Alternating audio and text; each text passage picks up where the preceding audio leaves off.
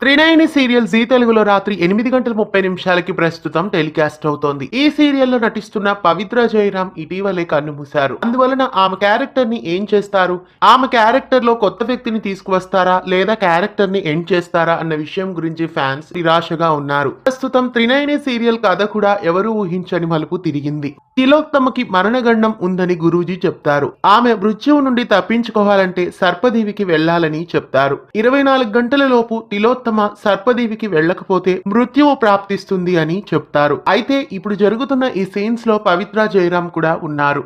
అంటే ఆమె ఉన్నప్పుడే ఈ సీన్స్ అన్ని షూట్ చేశారు. ఇప్పుడు క్యారెక్టర్ ని ఎండ్ చేయాలని ఇలా చూపించడం లేదు. త్రినయని సీరియల్లో తిలోత్తమ క్యారెక్టర్ కి అనుక్షణం మృత్యువు ఉన్నట్లు, ఆపదలు ఉన్నట్లు ఎన్నోసార్లు చూపించారు.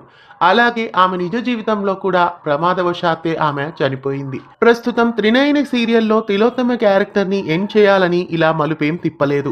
ఎందుకంటే ఆ సీన్స్ లో పవిత్ర ఉన్నారు కాబట్టి ఆమె ఉన్నప్పుడే ఈ సీన్స్ అన్ని షూట్ చేశారు. ఇక ట్రాక్ లో తిలోత్తమ క్యారెక్టర్ ని ఎండ్ చేస్తారా లేదా సరికొత్త రూపాన్ని తిలోత్తమకి ఇస్తారో మరి చూడాలి. ఎడమ చేతిలో గాయత్రి పాపను, కుడి చేతిలో ఉలూచిని పట్టుకొని 200 పాములు చుట్టుముట్టి ఉన్న సర్పదేవికి తిలోత్తమ బయలుదేరుతుంది. ఇక కొంతకాలం పాటు ఆమె క్యారెక్టర్ ని సైడ్ చేస్తారా లేదా ఆమెకి ఏదైనా కొత్త రూపాన్ని ప్రసాదిస్తారో మరి చూడాలి. ఖచ్చితంగా తిలోత్తమ క్యారెక్టర్ ని అయితే ఎండ్ చేయరు అని అనిపిస్తోంది. ఖచ్చితంగా మరో నటిని ఆ క్యారెక్టర్ లో తీసుకువస్తారు లేదా తిలోత్తమ క్యారెక్టర్ ని ఎండ్ చేసి గాయత్రీదేవి క్యారెక్టర్ ఏమైనా కథలో ప్రవేశపెడతారో మరి చూడాలి. త్రినయని సీరియల్లో కథకు అనుకూలంగా తిలోత్తమ చనిపోయినట్లు చూపిస్తారా లేదా ఆమెకు కొత్త రూపాన్ని ఇస్తారా? మీరేమనుకుంటున్నారు?